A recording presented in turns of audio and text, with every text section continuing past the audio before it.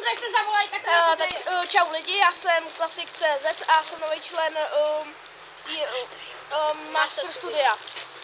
Tak jsme zrovna v Meťáči a jsme si dali jako svačinu cheeseburgery a... McDouble, dolar. No takový no. A McWrapy. Nádor. A tamhle máme s chicken burgerem našeho robajze. A hej, fotbálek. No tak co nám ještě o sobě povíš, Honzo? Co budeš natáčet? Vlogy třeba. Jo, tak jo. Tak to, co se ti hodí. Tak tady to bylo uvítací video jakoby novýho člena Classic.cz a tak se měj, Honzo, čau. Čau.